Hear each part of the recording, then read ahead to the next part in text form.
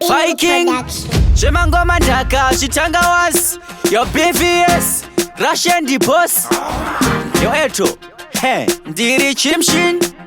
Yasimi. Ngoma ndakadzimhanya ndaimba stadhati ngoma dzangu dzakavanakira kupfura yogati pututu yakazoko sara itori slogani bvunzai vanga variko ana mukoma trojan vaibvisa hembe kutopfuura haugogani vachindimisa vachiti pututu hwalani chimbotipai zvamu nazvo futi zvinyowani nekuti ndime mukubura zvingoma zvimafashani PaStage ndaidzoswa katutu ndichiburitsa ngoma kunge mututu vachitidzoka kariwe pututu vachitidzoka kariwe pututu PaStage ndaidzoswa katutu ndichiburitsa ngoma kunge mututu vachitidzoka kariwe pututu vachitidzoka kariwe pututu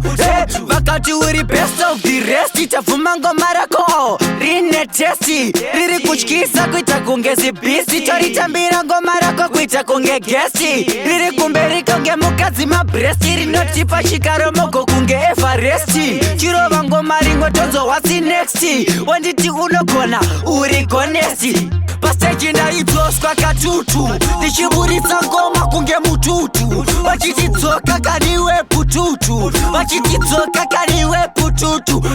PaStage ndaidzoswa katutu ndichiburitsa ngoma kunge mututu vachitidzoka kariwe pututu vachitidzoka kariwe pututu ndakapinda ipapo ndakachacha ndaidzova ngoma kuita kunge mukomadhadza ngoma mumapaketi ndanga ndakasadza ndaisatarisika ndanga ndakatochacha ngoma ndakadzimhanya ndaimba stadhati ngoma dzangu dzakavanakira kupfura yogati pututu yakazoko sara itori slogani bvunzai vanga variko ana mukoma trojan PaStage ndaidzoswa katutu ndichiburitsa ngoma kunge mututu vachitidzoka kariwe pututu vachitidzoka kariwe pututu PaStage ndaidzoswa katutu ndichiburitsa ngoma kunge mututu vachitidzoka kariwe pututu vachitidzoka kariwe pututu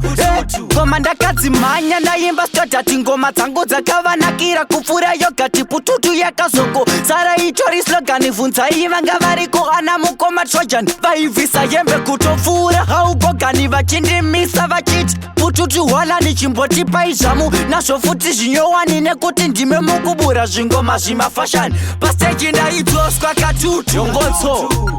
Boss Nigel Naira, your most of things. Put you, me not forget you. Oh man. Bingu production.